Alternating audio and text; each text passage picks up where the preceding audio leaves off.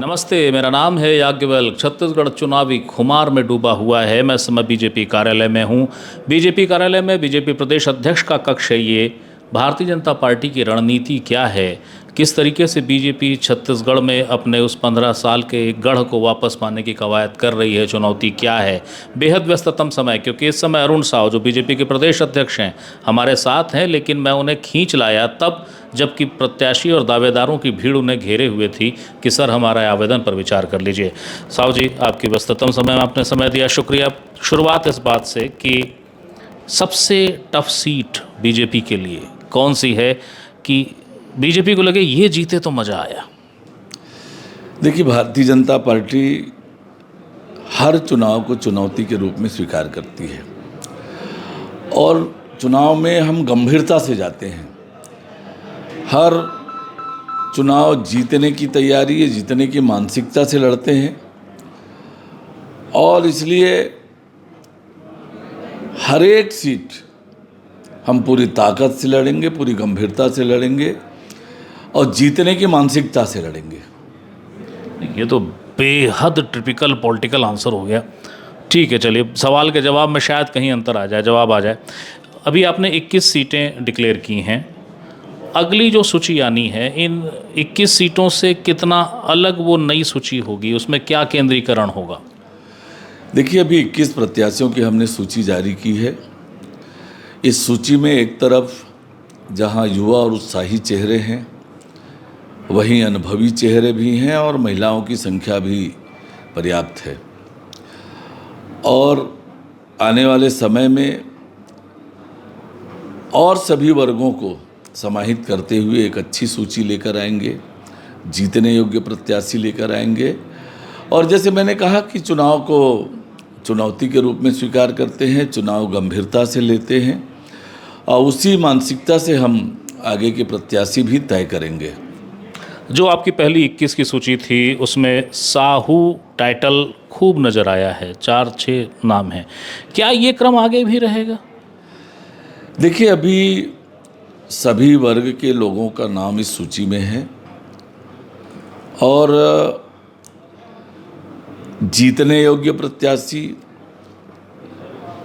अच्छे प्रत्याशियों का चयन करने का प्रयास हुआ है और सभी वर्गों को हम साथ लेकर चलेंगे। अरुण साव खुद कहाँ से चुनाव लड़ेंगे?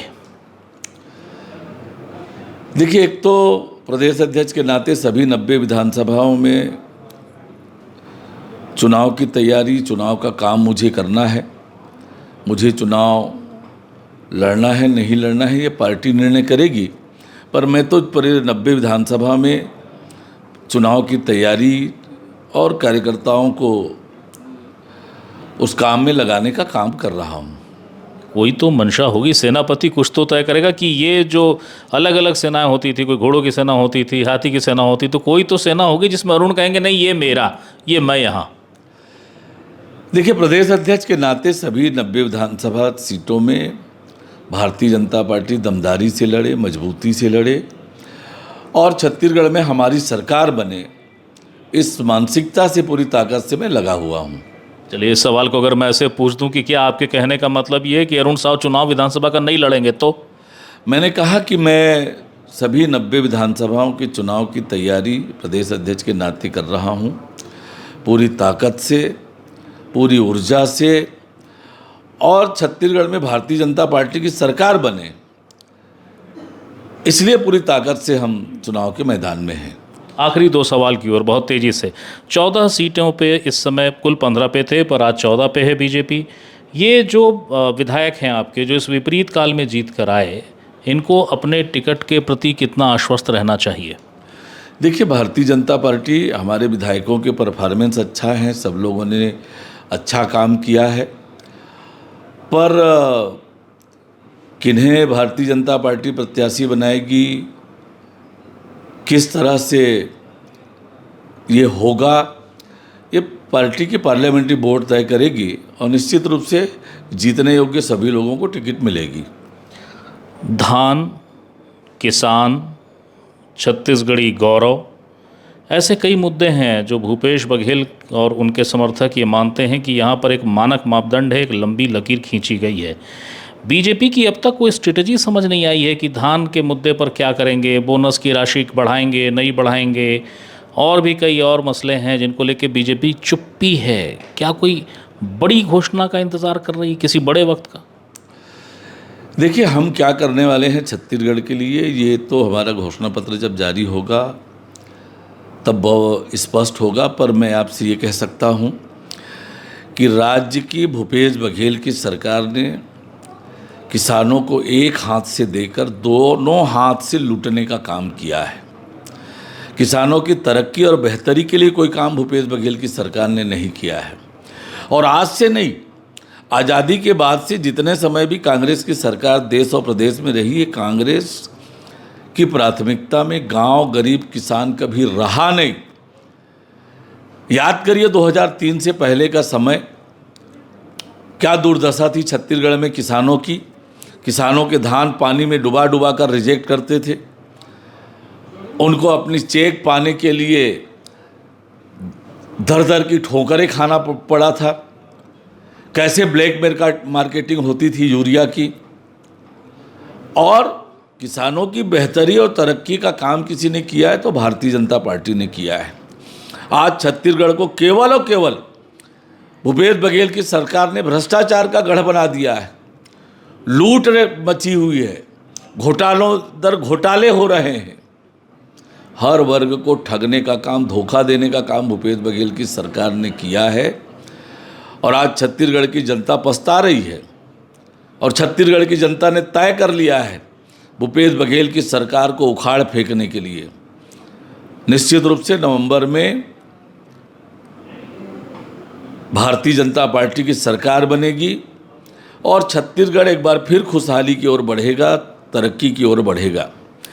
छत्तीसगढ़ियावाद की भी बात भूपेश बघेल जी किस मुंह से बोल सकते हैं? राज्यसभा में सांसद बनाकर भेजना था। छत्तीसगढ़ उस समय याद नहीं आया भूपेश बघेल को।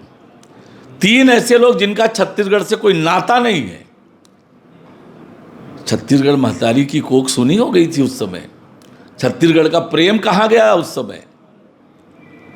तो ये दिखावा और ढोंग छत्तीसगढ़ की जनता अच्छी तरह जान गई है कि उन्हें धोखे में रखकर, उन्हें भुलावे में रखकर, उनके भावनाओं के साथ खेलकर 4.25 साल भूपेश बघेल ने एक ही काम किया है, छत्तीसगढ़ को लूटने का, छत्तीसगढ़ के गरीबों को लूटने का, छत्तीसगढ़ के विकास के सारे पैसे को डकार जाने का काम इस सरकार ने किया है। चलिए, हालांकि शायद ये प्रीमेच्योर सवाल है, लेकिन एक सवाल मेरा ज़रूर है और ये बार बार चर्चाओं में आता है। बीजेपी की सरकार बन जाए, फिर कह रहा हूँ ये बहुत प्रीमेच्योर सवाल है, बीजेपी की सरकार बन जाए, मुख्यमंत्री का चेहरा कौन होगा? क्या वो अरुण साव हो सकते हैं या एक कास्ट को लेकर फिर एक स्ट्रेटजी बनेगी, किसी पिछड़े वर्ग के ऊपर दांव खेलेगी बीजेपी? देखिए, पार्टी का चेहरा कौन होगा ये पार्टी की पार्लियामेंट्री बोर्ड तय करती है।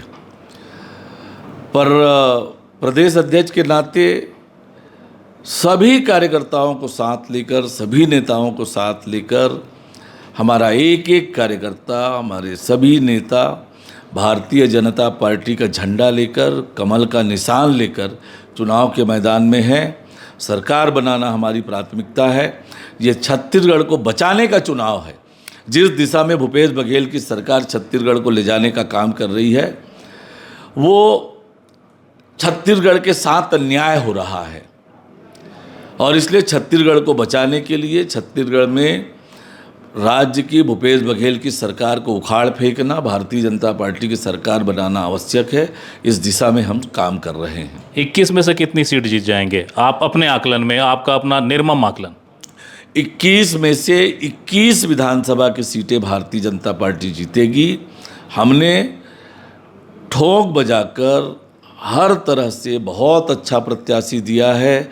जनता में उसको लेकर अच्छा रुझान है, जनता का आशीर्वाद उन्हें मिल रहा है और निश्चित रूप से 21 की 21 सीटें भारतीय जनता पार्टी की झोली में आएगी। बहुत बहुत शुक्रिया। ये थे अरुण साव। भारतीय जनता पार्टी का जो अनुषांगिक संगठन है उसका नाम है अखिल भारतीय विद्यार्थी परिषद, मातृ संस्था है संघ। अरुण साव इन संस्थाओं से सीधे जुड़े हुए रहे हैं, जाहिर है पारंगत हैं, वैसे भी सियासत में हैं, बीजेपी के प्रदेश अध्यक्ष हैं। आप सवाल करते रहिए, जवाब तो उन्हें वही देना है जो कि वो देंगे, और वही वो कर रहे थे। लेकिन इसके साथ उन्होंने एक संकेत दिया है, बीजेपी इस चुनाव को मरण और जीवन के बीच का संघर्ष मानकर लड़ रही है। इसलिए चाहे वो प्रत्याशी का मसला हो, चाहे मुद्दों का मसला हो, पूरी सावधानी बरती जा रही है, कहीं कोई चूक नहीं है। ये भी सही है कि अरुण साव को लेकर उनके समर्थक ये दावा करते हैं कि अगर सरकार बनी तो राजनीतिक भविष्य बहुत आगे जाएगा, कोई बहुत प्रमुख अवसर मिलेगा। लेकिन अरुण साव है, कहते हैं निर्णय तो पार्टी की पार्लियामेंट्री बोर्ड करेगी। याज्ञवल्क्य, दसोत्र, रायपुर।